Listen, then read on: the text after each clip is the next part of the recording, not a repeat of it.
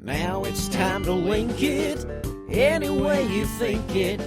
Match those facts up quick as a wink. Eden Hope Academy, ready, set, link. Hello, we are talking about our Link It cards and Link It challenge. Link It cards are Eden Hope Academy exclusive cards to help your child think about history and science and geography in a way that connects it with everything else. And they just make your child think in ways that you did not think were possible. And so those Link It cards are one of the most valuable parts of the Eden Hope Academy program. We use Link It both 3 times during critical thinking skills class. We use it again at the end of the day in most programs. And then we also use it at the end of the year each year. And so during the day, during Link It, for our older students, we give them the cards. So if we're on week 5, for example, we'll give them their cards from week 1 until week 5. So it's quite a stack. And by the end of the year, there are over 400 cards that they'll have to link it. We split the cards into as many groups as we have. Generally, we like to have about 2 to 3 students per group so that everyone gets a chance to participate. And once we split the cards evenly between the groups, the moderator pulls out 1 card and they say that's the card that they're going to link to begin with. Now, usually we play it on the floor because it just expands and expands and expands. And so the floor generally seems like a good place to play. And so, for example, this last week with our older students, I started out with the American Revolutionary War. So I found that in the cards and I pulled it out and I put it down on the floor and I said, that is your first link. And then I gave each student or each set of students, we had 2 groups, and they each got half of the cards. Well, now sorting is one of the most important skills that we'll have for everything that we do, for business, for sports, for so many things that we do in life. We have to be able to categorize information. And so the first thing that the teams do is they have 3 minutes to categorize their information. Generally, a leader emerges during this time, and it's always interesting to see who the leader is. Now, as the year goes by, I will specifically choose a leader who hasn't shown that leadership ability quite yet to encourage their leadership ability. But at the beginning, I let them kind of sort out who their leaders are. Now, their leaders generally will say, well, let's sort in this way. Some of the tricks to sorting are, I usually suggest that the students sort their dates first. Then, after they've sorted their dates, their wars next. So in this unit, we have the War of Spanish Succession, or Queen Anne's War. The next war we cover is the French and Indian War. After that is the American Revolutionary War, then the French Revolution, War of 1812, and the American Civil War. So those 6 wars can be put out immediately. They can be taken from the pile and they can be placed in order.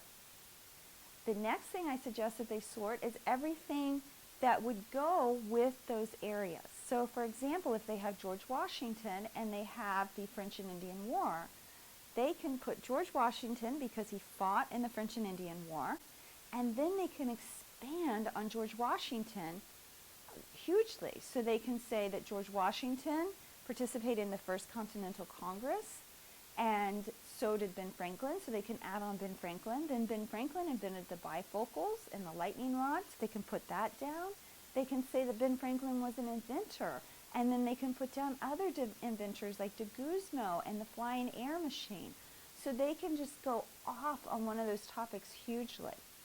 Now, some of the rules as a moderator to remember are when the students are bringing the cards up, so they have their 3 minutes, and then they're told the first team could come up. Now, each member of the teams has to take a turn. So you can't always have the same person going to the moderator. And that person comes up and they justify their cards. So they might say, I have the French and Indian War and I have the United States Civil War, and in between those 2 are the French Revolution and the War of 1812. I'm going to put them down here. That is acceptable. It would not be acceptable to say I have the American Revolutionary War and the Civil War and put them next together, or not say the wars that are in between. You have to be able to say them in order. And there are just 6 of them, so not a big deal. But say they say I had the American Revolutionary War, and this happened this last week, and I have George Washington, George Whitefield, and By humility and fear of the Lord, which is honor of life. That's under Bible verses. Second of all, we have first get Wayne named links to George Whitefield. And then also you can link Benjamin Franklin to George Whitefield because he likes his preaching. And then these are some of Ben Franklin's inventions, and then Benjamin Franklin would go under science inventors inventions. First Great Awakening was one of the causes of the American Revolutionary War, which you have John Hancock, Alexander Hamilton, and then King George III.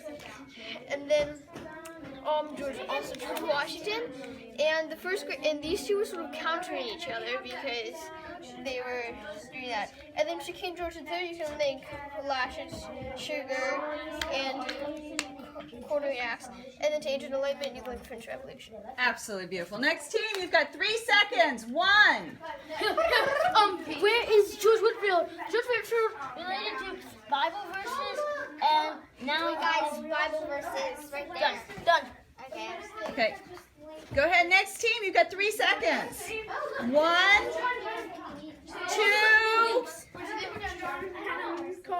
3. Come on, you have to be up here. They didn't do it. Okay, you lost your turns. Team Allie, you gotta go. You're back. Okay, this goes together. 1, 2. Liberty. Samuel Adams says for liberty because George Washington likes this because it led to the American Revolution. Okay, go. Kelly, you're back up. Here. Oh, call me. Look, okay, guys, we can always put down. We can always put down. Wait, go. We don't have to. Come on, you have 3 seconds. You're losing time. So you have. Okay, you're not officially allowed back up here twice. American Revolutionary War. They have King George III, who was a king during that time for the British. They have George Washington, who fought for the Continental Army, and that George Whitefield led the colonists to unite together, which made them see themselves as one unit, and that helped them to be able to be a unified force during that war. So you could have them there, but justifying it based on their first names is not going to work. Now the other thing is they're sorting their cards. They can look for placeholders. So for example, we have geography, principles, we have dates, and then we have our wars. So, and then we have science, scientists, and scientific inventions. So for those, if they have any of those placeholders, they can start a whole new segment. And so the students need to look for those because those are like bonus cards. So if you have, for example, geography, then you can put down all of the Alaska information. You can put down any geographical thing that we have, and you can just place it in there. And so those are nice to have. Those are the things that students should look for really quickly off the bat when they're sorting. And the goal of the game is to get rid of as many cards as you can as quickly as possible. So if students are really good at the game, they should be able to get rid of all of their cards first round. But it's always better if you go second round. And you can imagine why. Because if one group of students has put down, like before, the 3 Georges for the American Revolutionary War, and maybe they've put down Thomas Jefferson, and they've put down Ben Franklin, with just those, think of the enormity of cards that other students could put down. They could place all of their dates. If they had other wars, they could fit those in the correct places. They could also say that Thomas Jefferson purchased the Louisiana Purchase. He purchased that from France, and so they could go crazy with that. Then they could go to Sacagawea and Lewis and Clark, and they could just expand and expand. And they could also expand with Ben Franklin. He was in England. He also went to France. So much that you can expand on once there's some cards on the playing floor. So as the students come up and they justify their cards, the moderator needs to have a fairly good idea of history so that she can help them. When they get to the Bible cards, which is another great segment, they can place those with concepts or principles that the people have used. So for example, like Joshua, as for me and my family, we will serve the Lord. So they could maybe put that with Patrick Henry, who stood very firm for his faith. So they could apply it to that, or they could put it under Bible verses. When they put down Bible verses, if they don't have all of the Bible verse cards, one way that they can play is to wait until they have the cards by trading with their other teams, so they can look around and see what other teams have and they can trade. Or they can state the part of the card that's missing. So they can put down the part of the card they have and say what's before or what's after it. Now, Link It is played also right before our Christmas vacation. And that's so much fun because our challenge has 4 steps to it. And on our Rev 21 badge, you can see the 4 ways that the students can make it all the way to our Ruby badge, and that is our highest badge that they can go to. And so if they want to, right before Christmas vacation, if they would like to do the first steps for the blue badge and maybe even the yellow badge, they can do those then. And what they'll do is they'll take all of the cards for the year, and they will sort out and they will find the number of cards that they need, that they want to use for those 2 badges, and then they can play the Link It game with the moderator, and they can win those badges ahead of time so that then they can spend the rest of the year working on their other badges.